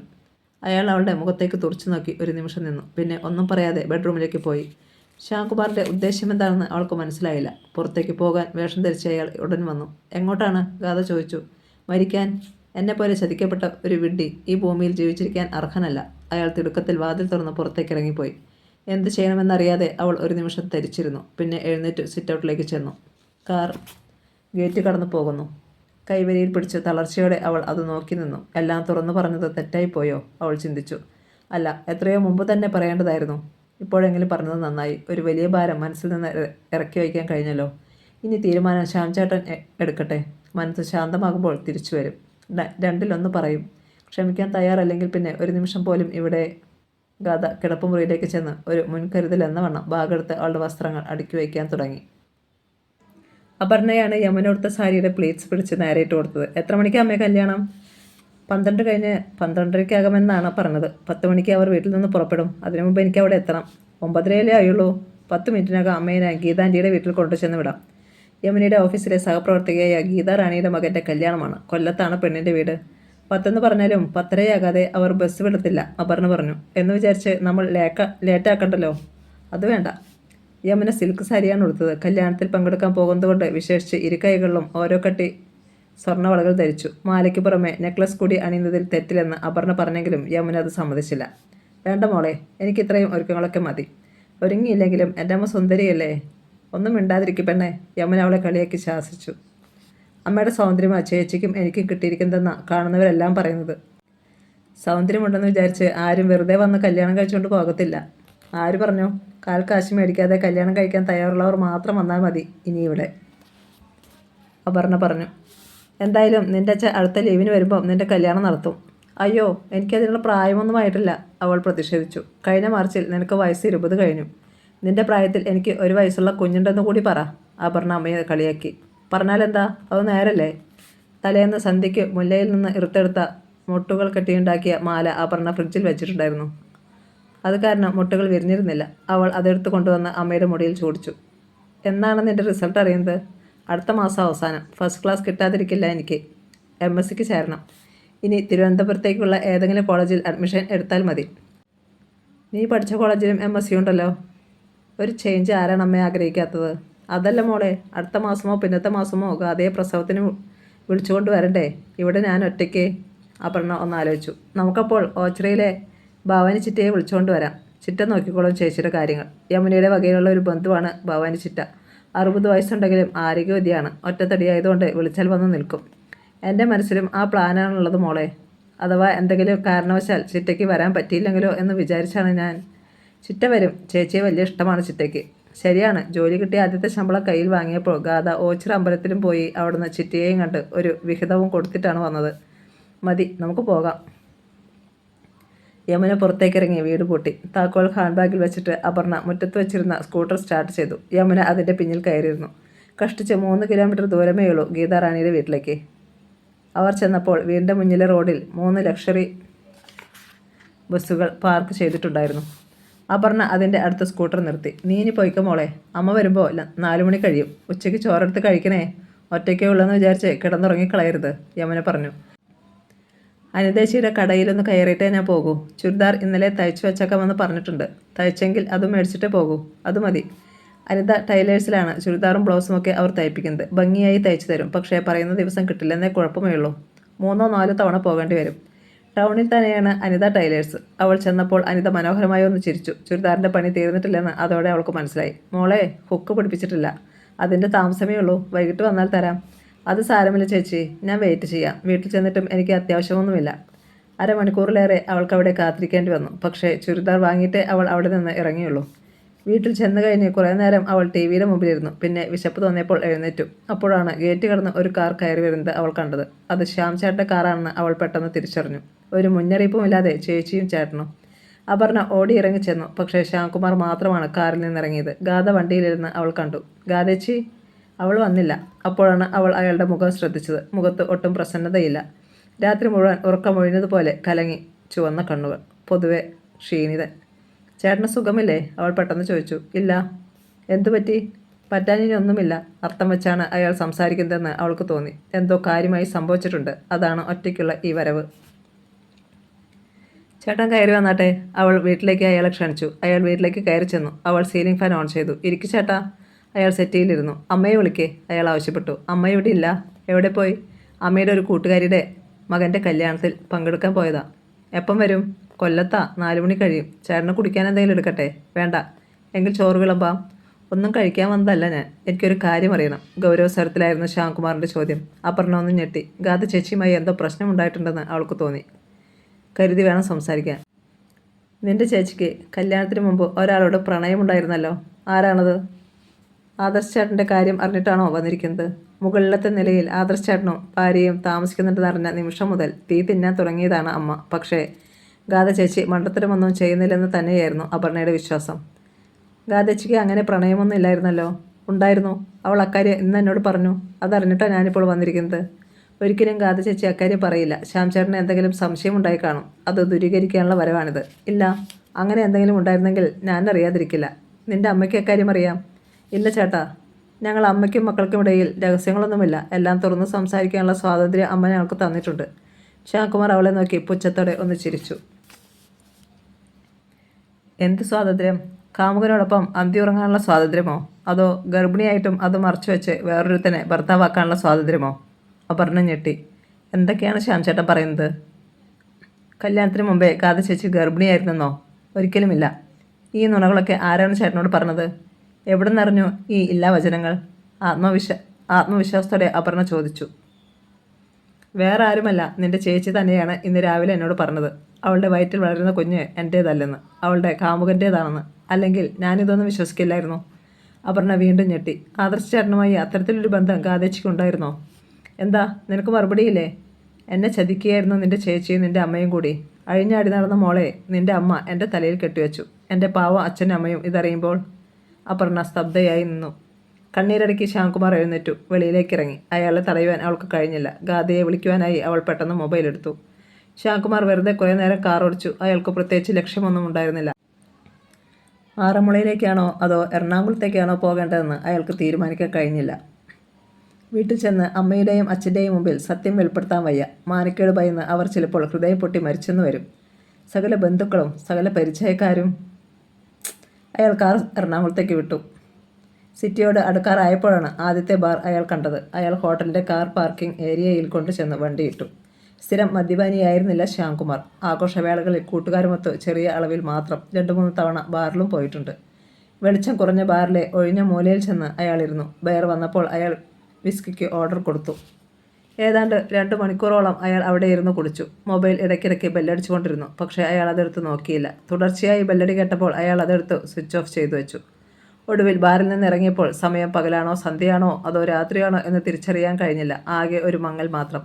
കാറിൻ്റെ ഡോർ തുറന്ന് സ്റ്റിയറിംഗ് വീലിൻ്റെ പിന്നിൽ അയാൾ അല്പനേരം ഇരുന്നു. കാഴ്ച മെല്ലെ തെളിഞ്ഞു വരുന്നത് പോലെ അയാൾക്ക് തോന്നി. രാത്രിയായിട്ടില്ല, സന്ധ്യ ആയതേയുള്ളൂ. എൻജിൻ സ്റ്റാർട്ട് ചെയ്ത് ശ്യാംകുമാർ കാർ മെല്ലെ മുന്നോട്ടെടുത്തു. രാത്രി 8:30 മണി. ആദർശും സ്വാതിയും ഭക്ഷണം കഴിച്ചുകൊണ്ടിരിക്കുമ്പോഴാണ് ഡോർബെൽ മുഴങ്ങിയത്. അവർ പരസ്പരം ഒന്ന് നോക്കി. സ്വാതി എഴുന്നേറ്റ് ചെന്ന് വാതിൽ തുറന്നു. ഗാഥയായിരുന്നു വെളിയിൽ. അവളെ കണ്ട് സ്വാതിയുടെ മുഖം കനത്തു. ആദർശിനെ ഒന്ന് കാണാനാണ്. എന്താണ് കാര്യം? ഗാഥയെ കണ്ട് അയാൾ പെട്ടെന്ന് എഴുന്നേറ്റ് വന്നു. എന്താ ഗാഥേ? ആദർശ് വന്നത് സ്വാതിക്ക് ഒട്ടും ഇഷ്ടപ്പെട്ടില്ല. ശ്യാം ചേട്ടൻ കാറെടുത്ത് രാവിലെ പോയതാ, ഇതുവരെ തിരിച്ചെത്തിയിട്ടില്ല. വിളിച്ചിട്ട് ഫോൺ എടുത്തില്ല, ഇപ്പോൾ സ്വിച്ച് ഓഫാണ്. വീട്ടിൽ പോയതാണോ? ആദർശ് ചോദിച്ചു. അല്ല, വീട്ടിലെത്തിയിട്ടില്ല. രാവിലെ ഞങ്ങൾ തമ്മിൽ ചെറിയ പ്രോബ്ലം ഉണ്ടായി, ദേഷ്യപ്പെട്ട് പോയതാണ്. എന്ത് പ്രോബ്ലം? സ്വാതി പെട്ടെന്ന് ചോദിച്ചു. അത് ഗാഥ പറയാൻ മടിച്ചു. ഫ്രണ്ട്സിൻ്റെ വീട്ടിലോ മറ്റോ? ആദർശ് സംശയിച്ചു. അറിയില്ല, ബുദ്ധിമുട്ടില്ലെങ്കിൽ ഒന്ന് അന്വേഷിച്ചാൽ. മുഖം വെട്ടിച്ച് സ്വാതി അകത്തേക്ക് പോയി. സമാധാനമായിട്ടിരിക്കേ, ഞാനൊന്ന് പോയി നോക്കട്ടെ, ആദർശ് പറഞ്ഞു. ഗാഥ മെല്ലെ പടികളിറങ്ങി. ആദർശ് ചെന്ന് കൈ കഴുകിയിട്ട് പുറത്തേക്ക് പോകാൻ വേഷം ധരിച്ചു. ഞാനൊന്ന് പോയിട്ട് വരാം. സ്വാതി എതിർത്തില്ല. ശ്യാമേട്ടന് അപകടമൊന്നും ഉണ്ടായി കാണില്ലേ എന്ന് മാത്രം അവൾ ഉള്ളിൽ പ്രാർത്ഥിച്ചു. അയാൾ ചെന്നപ്പോൾ ഗാഥ താഴെ കാത്തു നിൽക്കുന്നുണ്ടായിരുന്നു. ഞാൻ ഇന്നെല്ലാം ശ്യാം ചേട്ടനോട് തുറന്നു പറഞ്ഞു, ആദർശിൻ്റെ പേരൊഴിച്ച്. അതാണ് പെട്ടെന്ന് പ്രകോപനമുണ്ടായത്. സാരമില്ല, ഞാനൊന്ന് അന്വേഷിക്കട്ടെ. ആദർശിൻ്റെ കാർ ഹെഡ്ലൈറ്റ് തെളിയിച്ച് പുറത്തേക്ക് ഇറങ്ങി പോകുന്നത് നോക്കി ഗാഥ ഒരു പ്രതിമ പോലെ നിന്നു.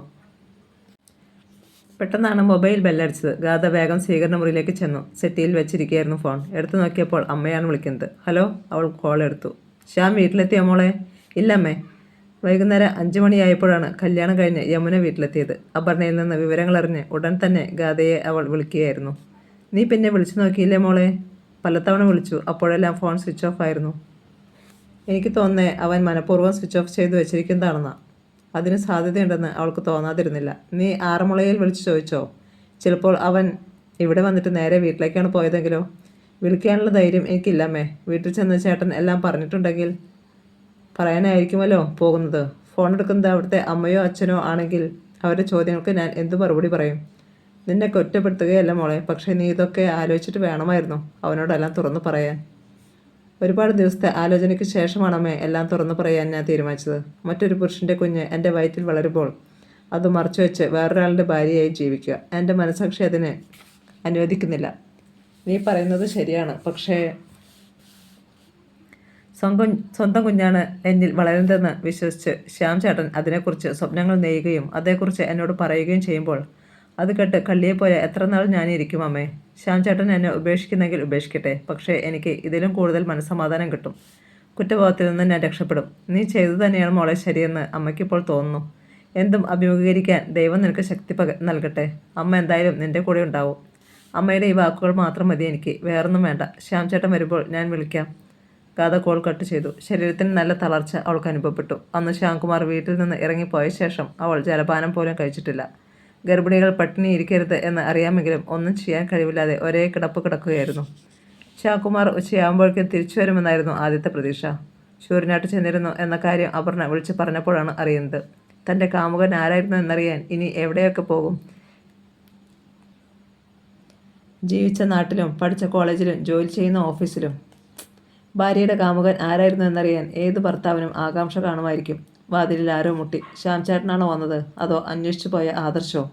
അവൾ വേഗം ചെന്ന് കതക് തുറന്നു. പുറത്തു നിന്നിരുന്നത് സ്വാതിയായിരുന്നു. അവൾ അകത്തേക്ക് കയറി വന്നു. നിങ്ങൾ തമ്മിൽ രാവിലെ എന്ത് കാരണത്തിലാണ് വഴക്കിട്ടത്? മുഖവരില്ലാതെ അവൾ ചോദിച്ചു. ഞങ്ങൾ തമ്മിൽ വഴക്കിട്ടില്ല. പിന്നെ എന്തിനാണ് ശ്യാംകുമാർ ഇവിടെ നിന്ന് ഇറങ്ങിപ്പോയത്? തിരിച്ചു വരാതിരുന്നാലല്ലേ ഇറങ്ങിപ്പോയി എന്ന് പറയാൻ പറ്റൂ. ശ്യാം ചേട്ടൻ വരും. വരുമെങ്കിൽ പിന്നെ എന്തിനാണ് എൻ്റെ ഹസ്ബൻഡിനെ അന്വേഷിക്കാൻ പറഞ്ഞു വിട്ടത്? ഗാഥയ്ക്ക് ഉത്തരം മുട്ടി. എന്താ, ഒന്നും പറയാനില്ലേ? സ്വാതി ക്രൂരമായ ആനന്ദത്തോടെ അവളെ നോക്കി. അതിൽ സ്വാതിക്ക് എതിർപ്പുണ്ടായിരുന്നെങ്കിൽ ഹസ്ബൻഡിനെ വിടാതിരുന്നാൽ മതിയായിരുന്നല്ലോ. എനിക്ക് കുറച്ച് മനുഷ്യത്വം ഉള്ളതുകൊണ്ടാണ് എതിർക്കാതിരുന്നത്. പക്ഷേ സ്വാതിയുടെ സംസാരത്തിൽ മനുഷ്യത്വം വളരെ കുറവാണ്. മനുഷ്യത്വമില്ലാത്ത പെരുമാറ്റം കാണുമ്പോൾ ഞാനും ഒട്ടും വിട്ടുകൊടുക്കാറില്ല. ശ്യാംകുമാർ എൻ്റെ ആരുമല്ല. പക്ഷേ ആ മനുഷ്യനോട് നിങ്ങൾ ചെയ്തത് ഒട്ടും ശരിയായില്ല. ഒന്നാന്തരം വഞ്ചന. ആത്മാഭിമാനമുള്ള ഒരു സ്ത്രീയും കാമുകൻ്റെ കുഞ്ഞിനെ ഗർഭം ധരിച്ചിട്ട് വേറൊരാളുടെ ഭാര്യയാകാൻ നിന്നു കൊടുക്കില്ല. ആത്മാഭിമാനം ഉള്ളതുകൊണ്ടാണ് ഞാനിന്ന് എൻ്റെ ഹസ്ബൻഡിനോട് അക്കാര്യം തുറന്നു പറഞ്ഞത്. അത് ശ്യാം ചേട്ടന് വലിയ ഷോക്കായിരിക്കുമെന്നും അറിയാമായിരുന്നു. പക്ഷേ ഇനി വഞ്ചിക്കാൻ എനിക്ക് കഴിയുമായിരുന്നില്ല. സ്വാതിയുടെ കണ്ണുകൾ പെട്ടെന്ന് ഒന്ന് തിളങ്ങി. എല്ലാം തുറന്നു പറഞ്ഞോ? ഉവ്വ്. കാമുകൻ്റെ പേരും? ഇല്ല. നിഷേധാർത്ഥത്തിൽ ഗാഥ തലയാട്ടി. അതെന്താ? നിരാശയോടെ സ്വാതി ചോദിച്ചു. അത് എൻ്റെ ഹസ്ബൻഡ് അറിയേണ്ട കാര്യമല്ല. ഗാഥയുടെ മുഖത്തേക്ക് അവളൊന്ന് തുറച്ചു നോക്കി. ഞാനൊരു കാര്യം ചോദിച്ചാൽ സത്യം പറയുമോ? എന്താണ്? ഗാഥ തിരക്കി. ആദർശ് ചേട്ടനെ നേരത്തെ പരിചയമുണ്ടായിരുന്നോ? ഉണ്ടായിരുന്നു. സ്വാതി അറിയാതെ ഒന്ന് ഞെട്ടി. എന്നിട്ട് നിങ്ങൾ അപരിചിതരെ പോലെയാണല്ലോ പെരുമാറിയത്. അങ്ങനെ പെരുമാറാനാണ് എനിക്ക് തോന്നിയത്. ആദർശ് ചേട്ടനും അക്കാര്യം പറഞ്ഞില്ല. അതെൻ്റെ കുറ്റമല്ല. നിങ്ങൾ രണ്ടുപേരും എന്തോ ഒന്ന് ഒളിക്കുന്നുണ്ട്. ഒന്നല്ല, ഒരുപാട് കാര്യങ്ങൾ ഒളിക്കുന്നുണ്ട്. അത് മനുഷ്യ സ്വഭാവമാണ്. എല്ലാ രഹസ്യങ്ങളും എല്ലാവരോടും പറയണമെന്ന് ഒരു നിർബന്ധവുമില്ല. ഗാഥ ഒട്ടും കൂസലില്ലാതെയാണ് സംസാരിച്ചത്. സ്വാതിയുടെ അടുത്ത് അങ്ങനെ ഒരു സമീപനമാണ് ഇനി നല്ലതെന്ന് അവൾക്ക് തോന്നി. ഇതത്ര നിസ്സാര രഹസ്യമൊന്നുമല്ല. സ്വാതിയുടെ മനസ്സിൽ ഇപ്പോഴുള്ള സംശയം എന്താണെന്ന് ഞാൻ പറയട്ടെ. ആദർശും ഞാനും തമ്മിൽ വിവാഹത്തിന് മുമ്പേ പരിചയക്കാരായിരുന്നെന്നും, വെറും പരിചയമല്ല, അത് പ്രേമമായിരുന്നെന്നും, എൻ്റെ വയറ്റിൽ വളരുന്ന കുഞ്ഞിൻ്റെ അച്ഛൻ ആദർശാണെന്നും ഒക്കെയല്ലേ? ഗാഥയുടെ നേരിട്ടുള്ള ചോദ്യം കേട്ട് സ്വാതി ഒന്ന് പകച്ചു. അങ്ങനെ സംശയിക്കുന്നതിൽ തെറ്റുണ്ടോ? ഒരു തെറ്റുമില്ല. ഈ ലോകത്ത് ആർക്കും എന്തും സംശയിക്കാം. ആരും തടയാൻ വരില്ല. കേട്ടത് വിശ്വസിക്കണോ അതോ അവിശ്വസിക്കണോ എന്ന് മനസ്സിലാകാതെ സ്വാതി നിന്നു. ഇനി ഞാനൊരു കാര്യം ചോദിക്കട്ടെ? എന്താണ്? സ്വാതിയുടെ സ്വരം ഒന്ന് വിറച്ചു. സ്വാതിക്കും വിവാഹത്തിന് മുമ്പ് ഒരു പ്രണയമുണ്ടായിരുന്നില്ലേ? പെട്ടെന്ന് അവളുടെ മുഖം വിളറി. ആര് പറഞ്ഞു? ചില കാര്യങ്ങൾ ആരും പറയാതെ തന്നെ മനസ്സിലാകും, ചില പെരുമാറ്റങ്ങൾ കാണുമ്പോൾ.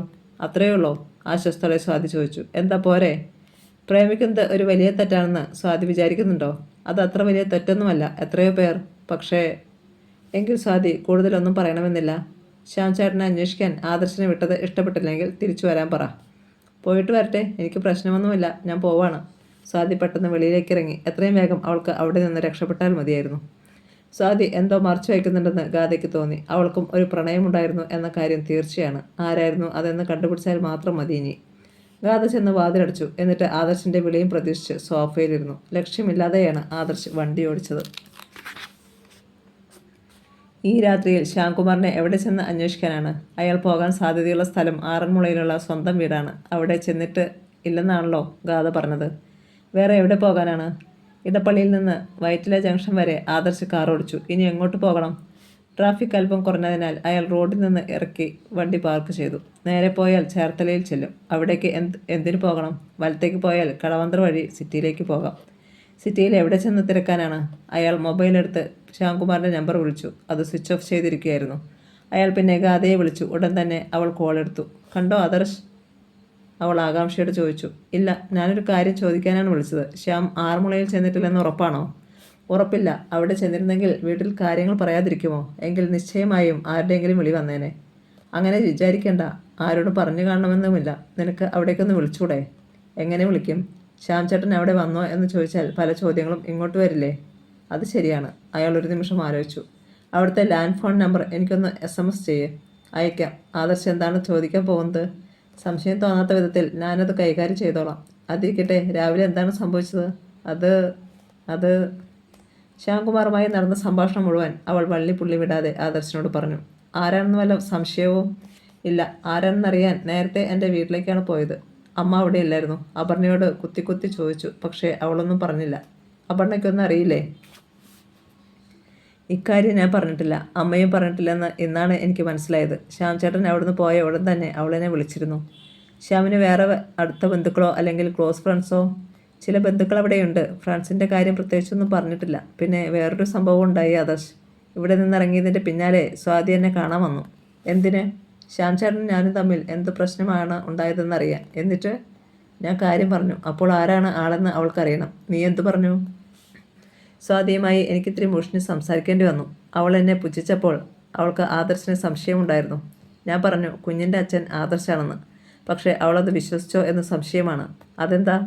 ഞാൻ എങ്ങനെ വെട്ടിത്തുറന്ന് പറഞ്ഞപ്പോൾ അവളെ പരിഹസിച്ചതാണോ എന്ന് തോന്നിക്കാണും. അവൾ എന്തും വിചാരിക്കട്ടെ. ഇത്രയുമൊക്കെ ആയ സ്ഥിതിക്ക് എനിക്കിനി ഇടം വലം നോക്കാനില്ല. അങ്ങനെയൊന്നും പറയല്ലേ. സഹിക്കാനും ക്ഷമിക്കാനും എല്ലാവരും തയ്യാറാകണം. തെറ്റുകൾ പറ്റിപ്പോയി. ഇനി അത് ആവർത്തിക്കില്ലെന്ന് ഉറപ്പ് കൊടുക്കണം, ഗാഥ പറഞ്ഞു. ശ്യാം ക്ഷമിക്കുമെന്ന് നിനക്ക് തോന്നുന്നുണ്ടോ? എനിക്കറിയില്ല ആദർശ്. ക്ഷമിച്ചില്ലെങ്കിൽ ആ നിമിഷം ഞാനിവിടുന്ന് ഇറങ്ങും. അതൊക്കെ നമുക്ക് പിന്നെ തീരുമാനിക്കാം. ഫോൺ കട്ട് ചെയ്യാൻ പോവാണ്. നീ വെച്ചോ. ശരി ആദർശ്, അധിക ദൂരമൊന്നും പോകണ്ട. തിരിച്ചു പോന്നോളൂ. അല്ലെങ്കിൽ തന്നെ വെറുതെ ചുറ്റിത്തിരിഞ്ഞിട്ട് ഒരു കാര്യവുമില്ലല്ലോ. ഞാൻ തിരിച്ചു വരികയാണ്. കോൾ കട്ട് ചെയ്ത പുറകെ ഗാഥയുടെ ഒരു മെസ്സേജ് വന്നു. നോക്കിയപ്പോൾ ശ്യാംകുമാറിൻ്റെ ആറന്മുളയിലെ വീട്ടിലെ ഫോൺ നമ്പറാണ്. അയാൾ ഉടൻ തന്നെ ആ നമ്പറിൽ വിളിച്ചു. ഹലോ. ഏതോ ഒരു പുരുഷൻ റിസീവർ എടുത്തു. ഇത് ശ്യാംകുമാറിൻ്റെ വീടല്ലേ? അതെ. അച്ഛനാണോ സംസാരിക്കുന്നത്? അതെ. എൻ്റെ വീട് കടമനിട്ടയാണ്. കോളേജിൽ ശ്യാമും ഞാനും ഒന്നിച്ച് പഠിച്ചിട്ടുണ്ട്. പേര് രാജേഷ്. കുറച്ച് നാളായി സൗദിയിലാണ്. നാട്ടിൽ വന്നപ്പോൾ ശ്യാമിനൊന്ന് കാണാൻ ആഗ്രഹം. അവനിപ്പോൾ ഇടപ്പള്ളിയിലാണ് താമസം. അവിടെയാണോ ശ്യാമിന് ജോലി? ഇല്ല, ആലുവയിലാണ്. ഇനി എന്ന് വീട്ടിൽ വരും? അറിയില്ല. ചിലപ്പോൾ ഞായറാഴ്ച വന്നേക്കും. അവൻ്റെ നമ്പർ വേണോ? വേണം. ഇപ്പോൾ എഴുതിയെടുക്കാൻ അസൗകര്യമുണ്ട്. രാവിലെ ഞാൻ വിളിക്കാം. ശരി. താങ്ക്സ് അച്ഛാ. ആദർശ് കോൾ കട്ട് ചെയ്തു. അപ്പോൾ ശ്യാംകുമാർ വീട്ടിൽ ചെന്നിട്ടില്ല. സംഭവ വികാസങ്ങൾ ഒന്നും അറിഞ്ഞിട്ടുമില്ല. അല്ലെങ്കിൽ ഇത്ര ശാന്തസ്വരത്തിൽ സംസാരിക്കുമായിരുന്നില്ല. അപ്പോൾ പിന്നെ അയാൾ എങ്ങോട്ടാണ് പോയത്? ആദർശ് വീണ്ടും കാർ സ്റ്റാർട്ട് ചെയ്യാൻ തുടങ്ങിയപ്പോൾ മൊബൈലിൽ അടുത്ത വിളി വന്നു. സ്വാതിയാണ് വിളിച്ചത്. വണ്ടി ഓടിക്കുകയാണോ? അല്ല, നിർത്തിയിട്ടിരിക്കുകയാണ്. എവിടെ? വൈറ്റില ജംഗ്ഷൻ. ശ്യാംകുമാറിൻ്റെ ഒരു വിവരവും കിട്ടിയില്ല അല്ലേ? ഇല്ല. ഇനി എന്താണ് ആദർശ് ചേട്ടൻ്റെ പ്ലാൻ? തിരിച്ചു വരാമെന്ന് വിചാരിക്കുകയാണ്. അതാ നല്ലത്. ഞാൻ കുറച്ചു മുമ്പ് ഗാഥയെ കാണാൻ ചെന്നായിരുന്നു. വെറുതെ ഒന്ന് ആശ്വസിപ്പിക്കാൻ. ഇങ്ങനെയുള്ള അവസരങ്ങളിലാണല്ലോ മനുഷ്യത്വം കാണിക്കേണ്ടത്. പക്ഷേ അവൾ എന്നെ അപമാനിച്ചാണ് ഇറക്കി വിട്ടത്. എന്തപമാനിച്ചു? ആദർശ് ചേട്ടനും അവളും തമ്മിൽ മുമ്പ് പരിചയമുണ്ടായിരുന്നോ എന്ന് ഞാനൊന്ന് ചോദിച്ചു പോയി. അവൾക്കത് ഇഷ്ടപ്പെട്ടില്ല. അവൾ എന്താണ് അപ്പോൾ പറഞ്ഞതെന്ന് അറിയാമോ? നിങ്ങൾ തമ്മിൽ പ്രണയമായിരുന്നെന്നും അവളുടെ വയറ്റിൽ കിടക്കുന്ന കൊച്ചിൻ്റെ അച്ഛൻ ആദർശ് ചേട്ടനാണെന്നും. എന്തൊരു ധൈര്യമാണെന്ന് നോക്കിക്കേ. നീ എന്തു പറഞ്ഞു? ഞാൻ അത്ര മണ്ടിയാണെന്നാണോ ചേട്ടൻ വിചാരിക്കുന്നത്? എനിക്ക് ആദ്യം ചില സംശയങ്ങളുണ്ടായിരുന്നു. അതിപ്പോൾ മാറി. നിങ്ങൾ തമ്മിൽ പരിചയമുണ്ടായിരുന്നെങ്കിൽ തന്നെ അവൾ ഇപ്പോൾ പറഞ്ഞത് പച്ചക്കള്ളമാണ്. എന്തെങ്കിലും സത്യമുണ്ടെങ്കിൽ തന്നെ ഒരു ഭാര്യയുടെ മുഖത്ത് നോക്കി അവളുടെ ഭർത്താവിനെ കുറിച്ച് ഒരു സ്ത്രീയും ഇങ്ങനെ പറയില്ല. ഇത് അവൾക്ക് വേറെ ആരോ സമ്മാനിച്ചതാണ്. ആദർശ് മിണ്ടിയില്ല. അവളുടെ കുടുംബമോ കലങ്ങി. നമ്മൾ സ്നേഹത്തോടെ ജീവിക്കുന്നതിൽ അവൾക്ക് അസൂയയുണ്ട്. നമ്മുടെ ജീവിതം തുലയ്ക്കാൻ വേണ്ടിയാണ് അവൾ ഇപ്പോൾ ഇങ്ങനൊരു നട്ടാൽ മുളയ്ക്കാത്ത നുണ പറഞ്ഞത്. നമുക്കിവിടുന്ന് പോകണം. അടുത്ത മാസം 1-ാം തീയതി മുതൽ നമ്മൾ ആ ഫ്ലാറ്റിലേക്ക് മാറുന്നു. പോരെ? മതി. താങ്ക്സ് ചേട്ടാ. വേഗം വാ. ഇനി ചുറ്റിക്കറങ്ങാനൊന്നും പോകണ്ട. നമുക്ക് നമ്മുടെ പാട് നോക്കി ജീവിക്കാം. ആരുടെയും ഒരു കാര്യത്തിൽ നമുക്ക് ഇടപെടണ്ട. നമ്മുടെ കാര്യത്തിലും ആരും ഇടപെടണ്ട. ശരി, നീ വച്ചോ. ആദർശ് കോൾ കട്ട് ചെയ്തു. സ്വാതിയുടെ സംസാരത്തിൽ കീഴടങ്ങലിൻ്റെ ഒരു സ്വരമാണ് നിഴലിച്ചു നിന്നിരുന്നത്. അതിൻ്റെ കാരണം അയാൾക്ക് മനസ്സിലായില്ല. വന്ന വഴിയെ തിരിച്ചു പോകാതെ കടവന്ത്രയിലേക്കാണ് അയാൾ കാർ വിട്ടത്. ഒരു പ്രയോജനവും ഉണ്ടാവുകയില്ലെന്ന് അറിയാമായിരുന്ന യാത്രയായിരുന്നു ഇത്. പക്ഷേ ഗാഥ വന്ന് പറഞ്ഞപ്പോൾ അവളെ നിരാശപ്പെടുത്താനോ കഴിഞ്ഞില്ല. വളഞ്ഞമ്പലം കഴിഞ്ഞ് MG റോഡിൽ പ്രവേശിച്ച് മറൈൻ ഡ്രൈവ് വഴി തിരിച്ചു പോകാമെന്ന് അയാൾക്ക് വെറുതെ തോന്നി. റോഡിലെ ട്രാഫിക് വളരെ കുറഞ്ഞിരുന്നു. കടകളെല്ലാം അടഞ്ഞു കഴിഞ്ഞിരുന്നു. ഫുട്പാത്തിൽ കാൽനടക്കാരില്ല. വിൻഡോ ഗ്ലാസ് താഴ്ത്തി വെച്ചിരുന്നതിനാൽ കായലിൽ നിന്നുള്ള തണുത്ത കാറ്റ് കാറിനുള്ളിലേക്ക് കയറി വന്നു. കോടതിയുടെ മുമ്പിലുള്ള റോഡ് വക്കിലെ മരച്ചുവട്ടിൽ വെളുത്ത നിറമുള്ള ഒരു കാർ ഒറ്റയ്ക്ക് കിടക്കുന്നത് പെട്ടെന്നാണ് ആദർശിൻ്റെ ശ്രദ്ധയിൽപ്പെട്ടത്. ശ്യാമിൻ്റെ കാറിലത്. മുന്നിലേക്ക് അല്പം കടന്നുപോയ വണ്ടി പെട്ടെന്ന് നിർത്തി. അയാൾ റിവേഴ്സ് എടുത്തു വന്നു. നമ്പർ കണ്ടപ്പോൾ അത് ശ്യാമിൻ്റെ കാർ തന്നെയാണെന്ന് അയാൾക്ക് ബോധ്യമായി. വണ്ടി അല്പമൊന്ന് ഒതുക്കിയിട്ടിട്ട് അയാൾ ഡോർ തുറന്നു. വേഗം പുറത്തിറക്കി ഇറങ്ങിച്ചെന്നു. ശ്യാമിൻ്റെ കാർ അപകടത്തിൽപ്പെട്ടതിൻ്റെ ഒരു ലക്ഷണവും ഉണ്ടായിരുന്നില്ല. ഡ്രൈവിംഗ് സീറ്റിൽ അയാൾ ഇരിപ്പുണ്ടായിരുന്നു. സ്റ്റിയറിംഗ് വീലിലേക്ക് മുഖം ചേർത്ത് വെച്ച് ഡോർ ഹാൻഡിൽ പിടിച്ച് തിരിച്ചെങ്കിലും ഉള്ളിൽ നിന്ന് ലോക്ക് ചെയ്തിരിക്കുകയായിരുന്നു. ശ്യാം, ശ്യാം. കാറിൻ്റെ വിൻഡോ ഗ്ലാസ്സിൽ തട്ടി ആദർശ് വിളിച്ചു. പക്ഷേ ശ്യാംകുമാറിൽ നിന്ന് ഒരു പ്രതികരണവും ഉണ്ടായില്ല. പലതവണ വിളിച്ചെങ്കിലും അയാൾ ഒന്ന് ചലിക്കുക പോലും ചെയ്തില്ല. അറിയാതെ ആദർശിൻ്റെ മനസ്സിലേക്ക് ഒരു ഭയം ഇഴഞ്ഞു കയറി. വിഷമം മറ്റോ കഴിച്ച്. ശ്യാം, ഇത് ഞാനാണ് ആദർശ്. അവസാന ശ്രമം എന്ന നിലയിൽ ആദർശ് ഒരിക്കൽ കൂടി ഗ്ലാസ്സിൽ തട്ടി ഉറക്കെ വിളിച്ചു. ഇത്തവണ ശ്യാംകുമാർ മെല്ലെ തലയൊന്ന് പൊക്കി നോക്കി. ഇല്ല, അബദ്ധമൊന്നും ചെയ്തിട്ടില്ല. ശ്യാം, ആദർശ് വീണ്ടും വിളിച്ചു. ശ്യാംകുമാർ മുഖം തിരിച്ചൊന്ന് നോക്കി. ഇരുട്ടിൽ ആളെ തിരിച്ചറിഞ്ഞില്ലെങ്കിലോ എന്ന് ഭയന്ന് ആദർശ് മൊബൈലെടുത്തു ടോർച്ച് തൻ്റെ മുഖത്തേക്ക് തെളിയിച്ചു കാട്ടിക്കൊടുത്തു. അതിന് ഫലമുണ്ടായി. അയാൾ പെട്ടെന്ന് കാറിൻ്റെ ഡോർ തുറന്ന് പുറത്തേക്കിറങ്ങി. പക്ഷേ കാലുകൾക്ക് ബലമില്ലാതെ അയാൾ ഇടറി. ആദർശ് പെട്ടെന്ന് അയാളെ താങ്ങി. മദ്യത്തിൻ്റെ രൂക്ഷഗന്ധം അപ്പോൾ ആദർശിന് അനുഭവപ്പെട്ടു. അപ്പോൾ അതാണ് കാര്യം. ആദർശ്, അവളെന്നെ വഞ്ചിച്ചു. എൻ്റെ ഭാര്യ ഗാഥ. അവളെന്നെ ചതിക്കുകയായിരുന്നു ആദർശ്. ഞാനിനി എന്തിനു ജീവിച്ചിരിക്കണം? അയാൾ ആദർശിനെ കെട്ടിപ്പിടിച്ച് കരഞ്ഞു. ഏയ്, ഗാഥ അങ്ങനെയൊന്നും ചെയ്യില്ല. ശ്യാമിൻ്റെ തെറ്റിദ്ധാരണയാണ്. വരൂ, നമുക്ക് വീട്ടിലേക്ക് പോകാം. തെറ്റിദ്ധാരണയല്ല ആദർശ്, അവളിന്ന് എൻ്റെ മുഖത്ത് നോക്കി പറഞ്ഞു. അവളുടെ ഗർഭത്തിലുള്ള കുഞ്ഞ് എൻ്റേതല്ലെന്ന്, അവളുടെ കാമുവിൻ്റേതാണെന്ന്. ഏതെങ്കിലും ഭർത്താവിന് സഹിക്കാൻ കഴിയുന്ന കാര്യമാണോ ഇത്? എനിക്ക് മരിച്ചാൽ മതി ഇനി. എല്ലാവരുടെയും മുമ്പിൽ ഞാനെങ്ങനെ തലയുയർത്തി നടക്കും? എൻ്റെ വീട്ടുകാരുടെ മുഖത്ത് ഞാനെങ്ങനെ നോക്കും? അയാളുടെ വാക്കുകൾ കുഴയുന്നുണ്ടായിരുന്നു. അതൊക്കെ നമുക്ക് പിന്നെ തീരുമാനിക്കാം. ശ്യാം, തൽക്കാലം എൻ്റെ കൂടെ വാ. എങ്ങോട്ട്? വീട്ടിലേക്ക്.